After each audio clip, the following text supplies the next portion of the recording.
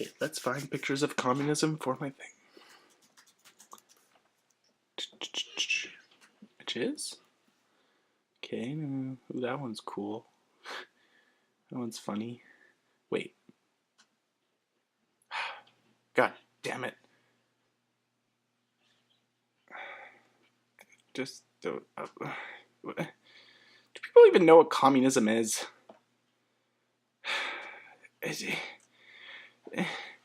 Someone needs to learn.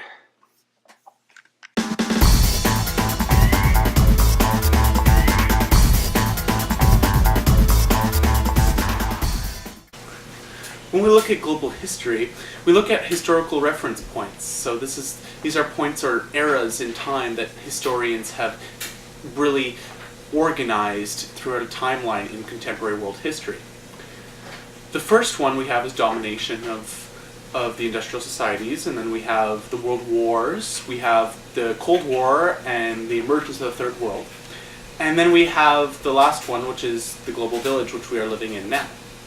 We'll also be looking through global media through this episode, so stick around, I guess. Let's start with the first legacy of the four periods. The first one we'll be looking at is the domination of industrial societies.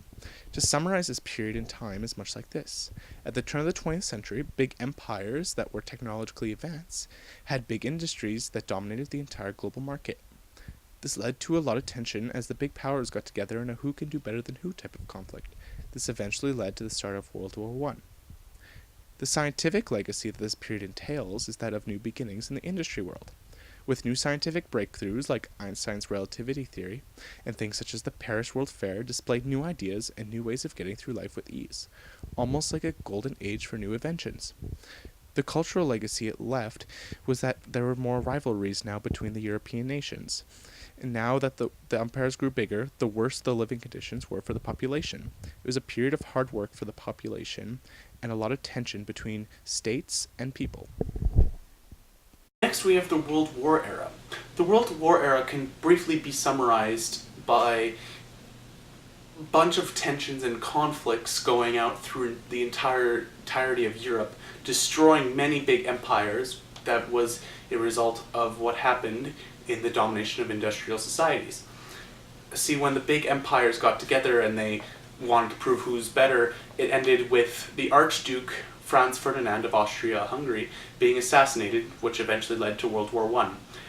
After World War I, there was hard times, such as the Great Depression, which was a huge economic downfall. And then we had the World War II, which was the first time that we were really, truly introduced to how bad genocide could be in our society. The scientific legacy that this period left behind was enormous. There was many scientific breakthroughs and new forms of medicine, and some scientific breakthroughs to help battle the war. The first programmable calculator was invented. So many new weapons as well, including the atomic bomb, were invented and used during the war.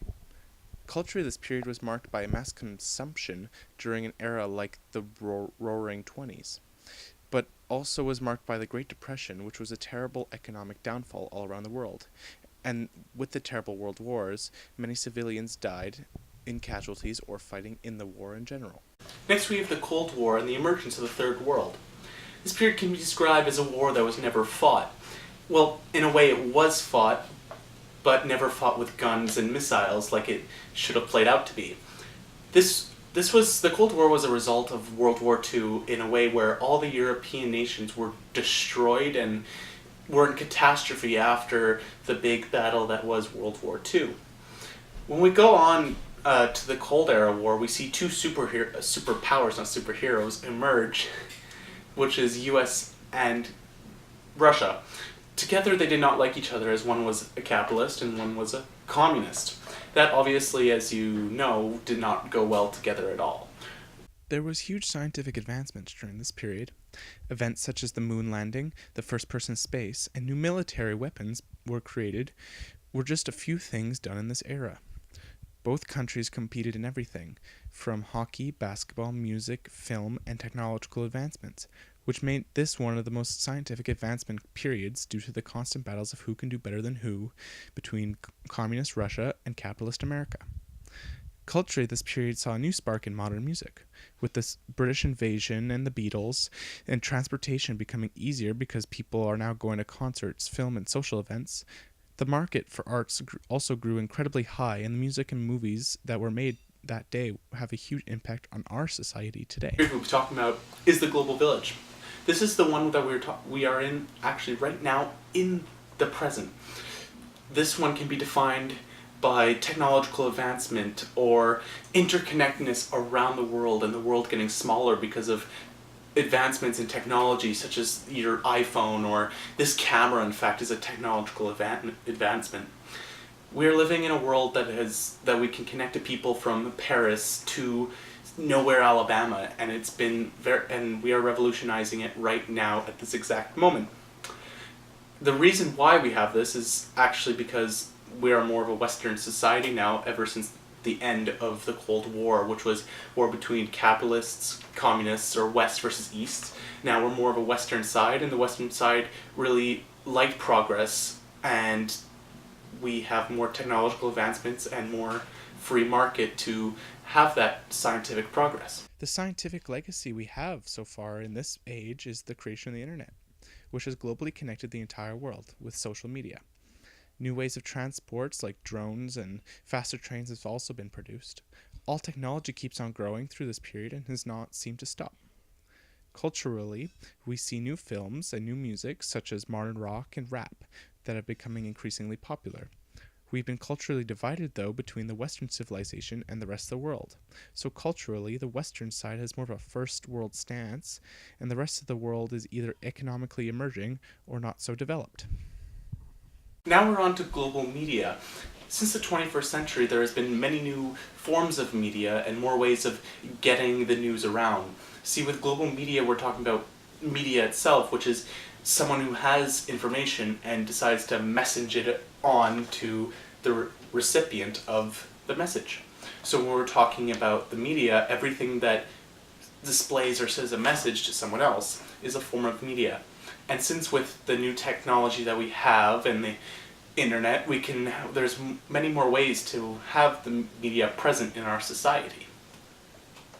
There's different forms of media. There's things such as print media, which is mainly newspapers and printed news, like magazines.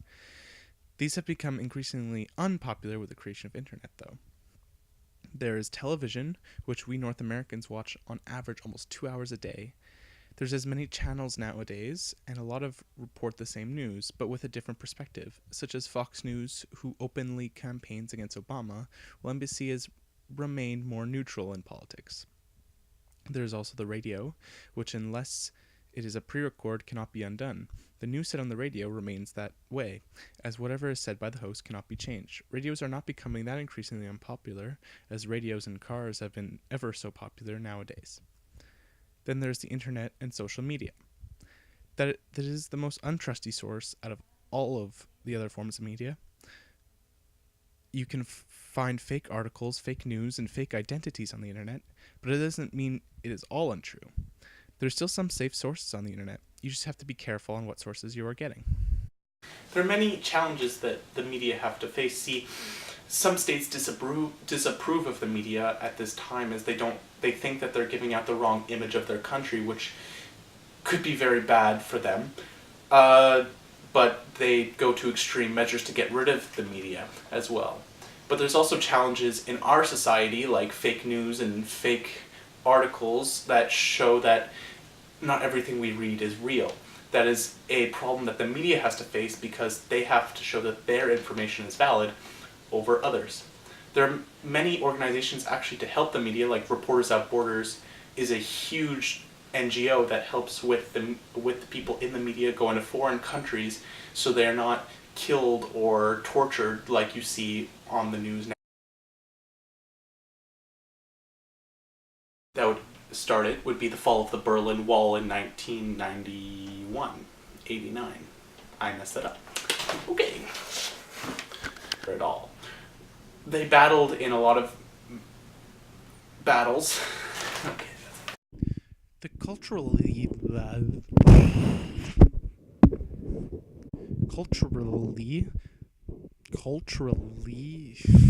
can't say that word. Ba-dee-da. Say you won't remember. Ba-dee-da. Dancing in September. Ba-dee-da. Never was a cloudy day.